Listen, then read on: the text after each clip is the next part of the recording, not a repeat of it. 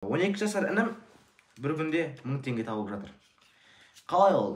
Бір күні қонаққа барам, короче. Бір қараймын, інім бар енді. Сөйтсем, жатыр екен да, телефонды ашып алып, ойын ойнап. Сосын айттым, бүйтіп ақшаны көрсеттім да. На ақшаны көрдің бе дедім да. Менің жасым 15-те, екеуміздің арамыз 3 жас дедім да. На ақшаны көрдің бе дедім да. Бұл жақта 400 теңге бар дедім да. Ұстап көресің бе дедім да. Мен де қолына саттым да. Ана бала кәдімгідей ойынның бәрін тастап сатты да. Не істейін деді да маған.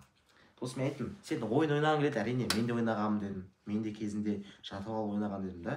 Қазіргі ойнап жатқан ойыныңды дедім да, записке түсіріп алып, ютубқа сал деді да. Ол қалай деді? Қалай деді, маған сұрақ қойды да.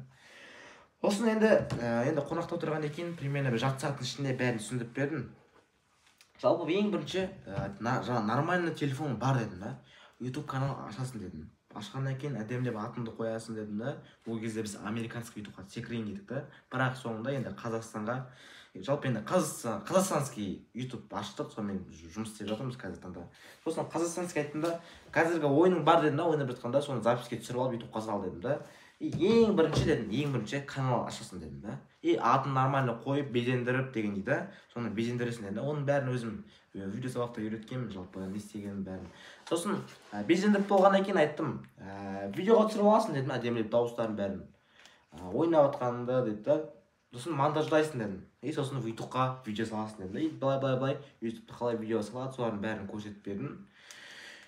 Сосын жалпы көрсеткен екен, атын жазып қойыпты. Мына ойын кәдімгідей мықты екен, мына деп атын енді жазып қойыпты енді. Сосын нормально қарадым. Уже сол уақыттан, сол күннен бастап, ол 4-5 видео күніне салып жатыр екен да. Әртүрлі ойындар ойнап жатыр деген да. Бір күні енді примерно бір аптадай өтеді. Сосын бір апта өткен екен, енді кездесеміз ғой, мына дейді да. Короче, айтады, Әлшер аға дейді да, маған келеді да, короче. Мына каналды көрдіңіз ба дейді да. Маған айтады да, короче. Аға, өткенде білесіз бе, сіз маған айтып едіңіз ғой, ойынның каналды түсір деп та. Бүйтеді да, маған, короче, бүйтіп телефон көрсетеді да. Аға, менің каналым 250 подписчик болды дейді да. Ойындарым кәдімгідей атып жатыр дейді да. Былай телефонды ашып қарасам, ананың ойыны кәдімгідей 15 мың, 20 мың, 30 мың, тіпті 50 мыңға барған екен да. Мен қараймын, мә дедім да. Керемет дедім, тоқтама дедім да. Анау қанша енді 12 жасар інім 6 күннің ішінде сондай нәтижеге жеткен да енді. Қазір сіздер менің видеомды талай рет көрдіңіздер, ютубтың мықты екенін білдіңіздер, ақша шығаратынын білдіңіздер да, бірақ сіз әлі отырсыз да. Көрдіңіз бе, әлі отырсыз. Ал айдаладан келеді да, 12 жасар інім енді ютуб канал ашып ойын түсіріп жатыр да. Мен айттым, сен ойын ойна дедім да, әрине ойын ойнаған дұрыс дедім да. Бірақ сен ойын ойнаған кезде де жаңағыда пайда көрді ойна дедім да. Мынандай да, сен ойын ойнайсың, саған біреу ақша төлейді да. Мысалы қара, мен ойнаймын да, бірақ маған біреу ақша төлейді да. Қалай ол? Ойын ойнаған үшін адам ақша төлей ма деген да. Сосын айттым, інім дедім да, сен ойын ойна, мен қарсы емеспін дедім да. Бірақ сен сол ойнаған ойының үшін біреу саған ақша төлеп отыру керек дедім. Ол кім десем, ютуб дедім да. Сен ойын ойнаған бәрін видеоға түсіріп сал дедім да. Жаңағындай 1000 подписчик, 4000 сағат просмотр, енді просмотр көп жина деп айттым да. Енді ана жинайды, сөйтіп жаңа айттым ғой 250 подписчик болды деп та. Ровно 2 аптадан кейін ол маған келді, короче. Қарасам, каналында бір 1250 мың подписчик болыпты. Есімде жоқ енді.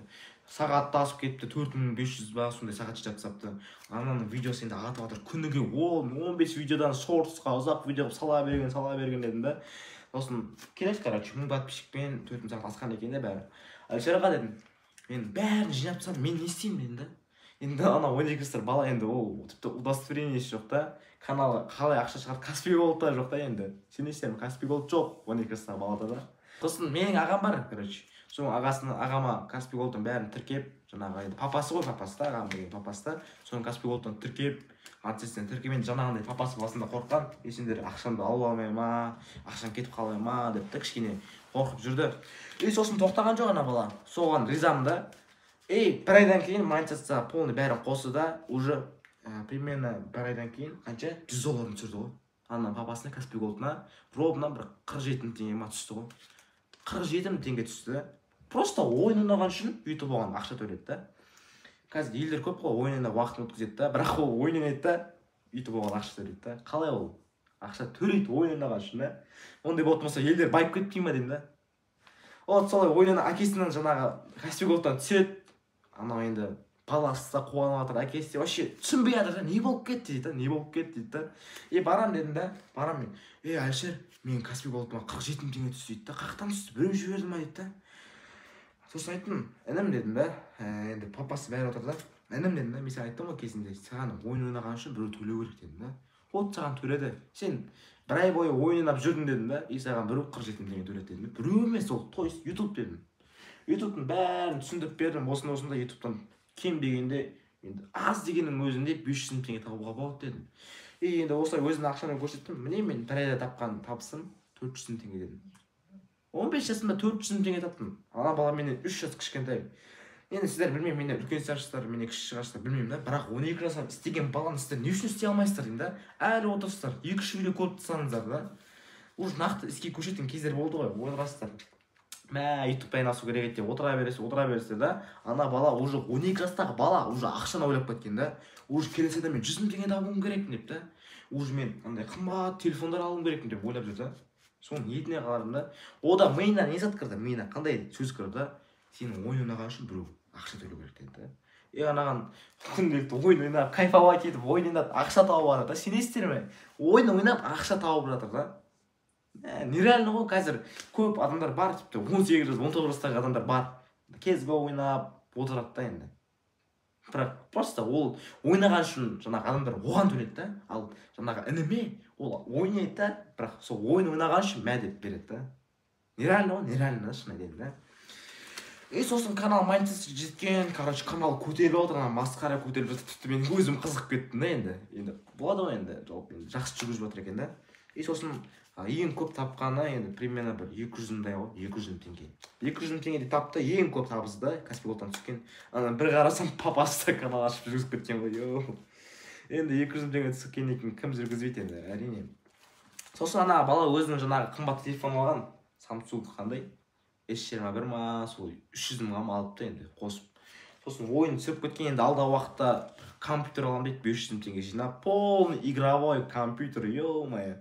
Уже 14 жаста, 13 жаста уже мен андай машина алуым керек дейді ғой, машина. Жастар не болып, енді жастарды көріп жатыр ғой, ниеті қандай екен да. Сіз әлі отырсыз, ашу керек еді. 100 мың теңге бар енді, қайқа жеткізем, әрі татсам, бері жетпейді, бері татсам, әрі жетпейді деп та. Отырсыздар, міне YouTube каналы көз алдарыңызда 12 жасар бала дамып жатыр. Менің жасым 15-те 400 мың теңге тауып жатырмын. Кеш Досик, келіп кетші міне. Мына Досик деген бала жасы 19-да. 18 жасында YouTube-ға келді да, 19 жаста қанша тапты? 700 мың теңге тауып тастады ғой, 700 мың теңге да. Енді 12 жасар бала тауып жатыр, 15 жасар бала тауып жатыр. Мына бала да 19 жаста тауып жатыр да. Дәлел ғой бұл, дәлел. Қарапайым телефонмен. Не істемейсіздер енді. Үшеумізде 3 ноутбук бар міне. Менде, мынау Асекенде, мынау Досиктің MacBook енді. Өзің істеп жатқан каналдары енді. Көріп жатсыздар, бәрі дәлел. Айтады ғой, 100 естігенше бір көр деп та. Ақшамды көрсетіп жатырмын, каналдарымды көрсетіп жатырмын, тіпті інімді дәлел ретінде айтып жатырмын да. Енді сол көрсетіп жатырмын дәлел ретінде. Енді неге істемейсіздер айтам да. Егер нақты істейін бесеңіздер, енді мен полностью сіздерге тегін видео курс дайындап қойдым, мен тегін бесплатно да. Сол видеоны міндетті түрде көрсеңіздер, уже YouTube-тың бірінші қадамын басасыздар. Ол үшін мына видеоны көріп кетіңіздер. Осы видеоны көрсеңіздер, тіпті алда уақытта 2 аптаның ішінде тез көресіздер ғой. Сіздермен бірге болған Әлішер, 15 жастағы бала, бар болайық, ютубер болайық. Мен бұны айтуды шаршамаймын. Сау болыңыздар.